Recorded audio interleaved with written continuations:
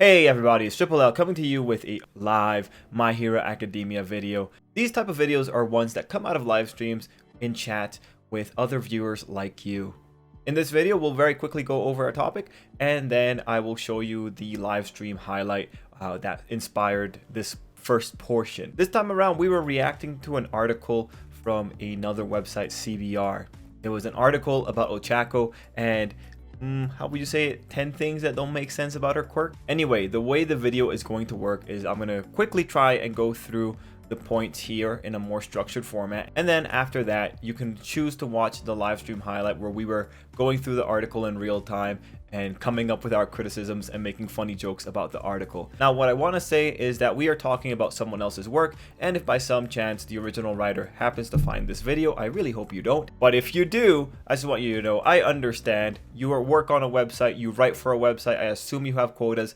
I don't know what kind of tone this writer has with their community. I don't know if this writer has inside jokes. It's always very hard to read that, but as a reader coming in for the first time reading this article, I do have some opinions. One thing I can definitely say for sure is that the article did have inaccuracies. It was incorrect on some points, and in terms of the logic presented, some of the logic was abysmal. So I feel pretty good going into the article and pointing out where I think there are errors and where I think the logic didn't really work and maybe could have used one or two more sentences, make that point more clear to the readers.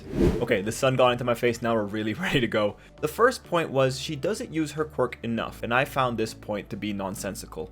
The premise is that Ochako uses the same trick of sending people into the air. The writer then went on to compare it to Izuku's shoot style and compare it to Kirishima, and then called those two improvements a new level. And that's just weird. Kirishima just gets harder and Izuku just starts kicking. Izuku quite literally just changed which limbs he was using. So if this is the bar that's being raised as a new level, why is the writer being so harsh with Ochako?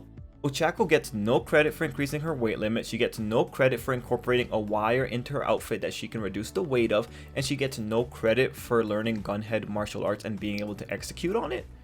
But Izuku gets credit for kicking? Yeah, it's a bad point. If Kirishima getting harder, which is the only thing his quirk does, is what Ochako has to beat, then I would say that Ochako increasing her weight limit can already beat that. It's just not as visually impressive as Kirishima's Unbreakable. The next point is she never tried using thrust with her weightlessness, and this is just flat out incorrect. The article was released on January 14th, 2020. Chapter 256 came out on January 6th. Chapter 256 has her using a thruster. But the point is that this whole point is based around her not using a thruster, and therefore it is incorrect at the timing. But to the writer's credit, it was a very tiny detail in the manga chapter. You had to be looking very carefully. I missed it too, and I needed someone to tell me in the comments that she actually was using thrusters. So I understand that this one was a bit of a tough one, but it doesn't change that the writer's criticism is incorrect because Ochako did what the writer was suggesting. The next point was, if flight is too much, why not do super jumps? And this is pretty much just a rehash of the previous point, but shorter. The next point was zero gravity doesn't mean zero velocity, and this was a great point. The writer points out that taking away the gravity that an object is experiencing doesn't somehow negate the velocity with which that object was already moving. It just takes away how quickly that velocity is increasing. Ochako's quirk needed to have created a velocity vector going in the upward direction to counteract the downward direction of Izuku's velocity. Hey, it's a great point. They pointed out a problem in the physics. The next one was, her quirk can adjust gravity, not just turn it on and off. And I found this one to be a solid point. The writer premises that Ochako can adjust how much gravity is removed from an object, but doesn't know that she can do that yet, and then brings up a few visual cues from the material that help support the point. Me personally, I'm willing to say that this is just a limitation of the anime. It's a limitation of trying to bring a made-up power into an animated space.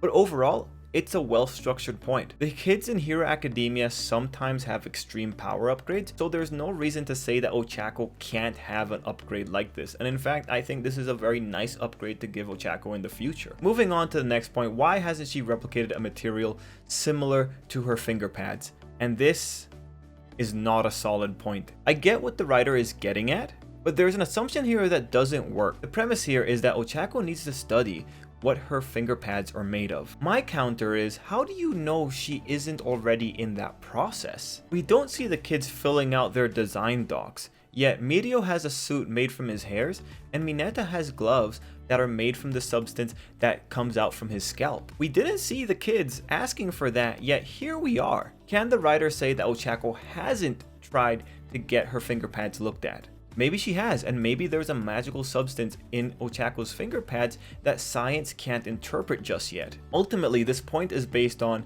if I didn't see it, it didn't happen. And that's a bad point to take into an argument.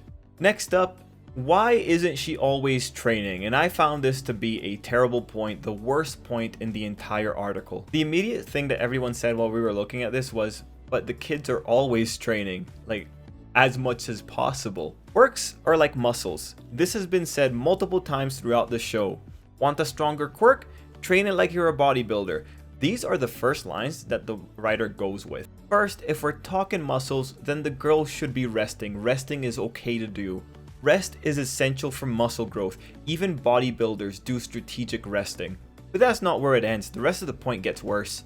The writer says that Ochako should be doing something to increase her upper limit and increase her quirk mastery. But before that, the writer criticized Ochako being made to work on her nausea during the summer camp. I don't understand the logic that this person went into, in all honesty. Ochako specifically is limited by her nausea. The nausea happens when she passes her limit. If you want to increase the upper limit, giving the girl a way to deal with her nausea, I feel is a really good move. The writer ends off by saying Ochako should have a 2-ton weight over the top of her head whenever she's not in battle, and now we are at full circle. Will carrying something that is not her maximum weight actually help her quirk get stronger?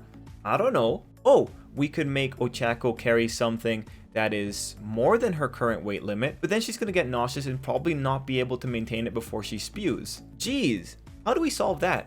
Oh man, if only Ochako had a way to deal with the nausea so it doesn't impede her quirk control. Everything about this point is terrible. Ultimately, this point seems like it wasn't well thought out and instead tried to use metaphors that don't reflect reality to try and support it. This is one of the points that really makes it seem like the writer was reaching. The next point, objects don't just float upwards with zero gravity, so why do Ochakos? And this is a solid point, man. The writer posted this might be a visual cue just to show people that zero gravity is working, and I agree with that point. I think it's just a limitation of showing the power in illustration. The next point, atmospheric friction exists, so infinity shouldn't. And this is technically incorrect. I really want to give this point a pass because I understand what the writer was getting to, but the writer creates an incorrect situation. The writer's problem is that back during the ball test, it doesn't make sense that the device produced an infinity sign as a result. The writer calls it a cute joke and goes on to say that air resistance would eventually stop the ball, and I agree with that general notion, but the writer overlooked some key context. First, the ball only gives its reading when it lands back on the ground, and that reading is the distance traveled, not the height acquired. Second, if the writer is bringing up air resistance, you need to bring up wind speed. What happens when you have a weightless ball up in the air where the wind is blowing really fast, maybe 20 miles per hour? The distance traveled is going to end up being very large. So when the device produced infinity, is probably because if Ochako doesn't cancel the quirk, that's effectively what's going to happen in terms of the readings. That ball is going to get carried by the wind. And finally, the last point, her quirk is misnamed, and I found this to be a weak point. The writer questions why the quirk is called zero gravity if it doesn't affect gravity strictly, and then goes on to say that it's called zero gravity because it's a cool name, and I agree with that point. It's Hero Society, the society where people are encouraged to yell out their really super flashy move names, their super moves and all that. It's a very sensational society, so it makes sense to have sensational names for your powers.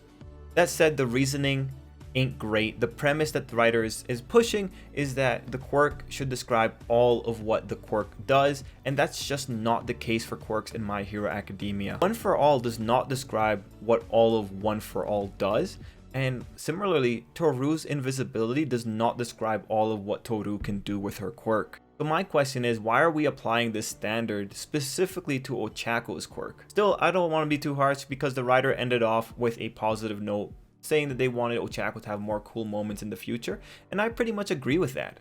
But when you look at the article itself, you'll see that the points that were actually criticizing Ochakos Quirk were pretty good points. They were points that pointed out the little problems in the physics, but the points that questioned Ochakos' choices were ridiculously weak. And those are the points that really don't have a place in this article. Those are the points that are most likely to be incorrect for one reason or another. Now, like I said at the beginning of the video, I understand. The writer is part of this big group. They probably have to produce articles. They probably need to, like, maybe they have a quota. But when you have an article, the 10 things that don't make sense about Ochakos Quirk, and then half of the points are all criticizing Ochakos' choices, it's not going to really work that well. And then when you point out the mistakes, it also makes the article feel like a little bit more of a waste of time. I like the 4 points or so that were actually criticizing the quirk, but the other points relied on opinion, and in that opinion is very likely to be incorrect. Like I said though, I don't know what kind of tone this writer has with their audience. Maybe this is just like an inside joke. Maybe this is just like a level that the people who read CBR are comfortable with. That's cool. You know, I have inside jokes on this side with my audience too. But anyway, that was my run through. This first portion was really long, but if you want to check out the live stream, it's going to be linked right after here. If you are satisfied with what you got in this portion, then thanks for watching. And yeah, till next time, I hope you have an absolutely great day. If you're going to stick for the live stream highlight, I hope you enjoy. Anyway, till next time, I hope you have an absolutely great day.